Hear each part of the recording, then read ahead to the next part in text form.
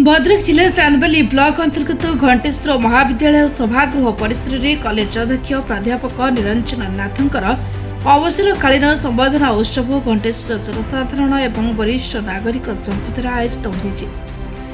विशिष्ट शिक्षाविद अतुल कुमार परिडा सभापतित्व में अनुष्ठित सभा शिक्षाविद लक्ष्मीधर महापात्र, साहित्यिक शीतल कुमार बेहेरा, समाजसेवी लक्ष्मीधर राउत, गोपबंधु दास, अवसरप्राप्त अध्यक्ष गोपाल प्रसाद महापात्र, रमाकांत पाणिग्राही, अक्षय कुमार गिरी, प्रवासिनी मिश्र, सत्यश्री साहू, प्रवचक सुधाकर धनी और प्रमुख अतिथि रूपे मंचासीन हुए निज निजर वक्तव्य रखिते। कॉलेज छात्र छात्री समस्त अध्यापक अध्यापिका उपस्थित रही कॉलेज अध्यक्ष श्रीजुक्त निरंजन नाथ को विदाय संबर्धना जनाते। 1992 मसीह कॉलेज रही 2025 रु 2026 मार्च पर्यंत प्रिंसिपल दायित्व थी। आज हूँ मोर शेष दिन। ये शेष दिन में आम घंटेश्वर अंचल बुद्धिजीवी एवं सीनियर सिटीजन माने फाउंडर मेंबर सीनियर सिटीजन एम सब उपस्थित हो मो गणर अच्छा। निश्चित भाव कर्ममय जीवन सी गोटे प्रकार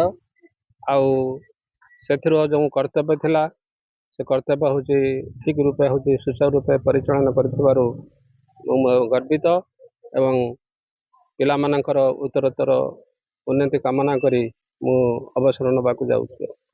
आज जो ये कॉलेज अध्यक्ष थी अवसर नहीं किसी दिन मैंने पूर्व अवसर नहीं बर्तमान आम आमर जो अच्छी सीनियर सिटीजन संघर मु जड़े सदस्य होती आम आज एथर जो प्रिंसिपाल ए वर्ष प्रिंसिपाल जो अच्छा निरंजन नाथ सर सी आज रिटायर करें आज अवसर देवाई आमर ए कॉलेजर फाउंडर मेंबर्स ए कॉलेजर जो माने होचंती जनसाधारण एवं आमर सीनियर सिटीजन लोक मैंने समस्ते मिसी सार आज शेष दिन जेहेतु मेमोरेबल करने आम पुष्पांजलि दौचु आम दीर्घायु सुस्थ निरामय जीवन कामना करने आम समस्त आज एकजुट होइछु। सार बहुत सरल थिले।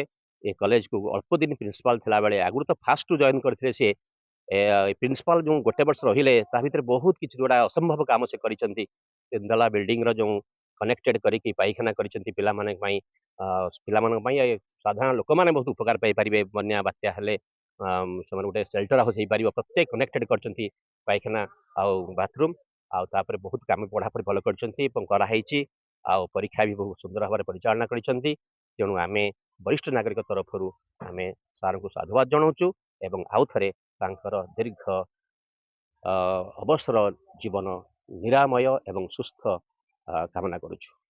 चांदबाली घंटेश्वर निशिकांत बेहरा रिपोर्ट निरपेक्ष।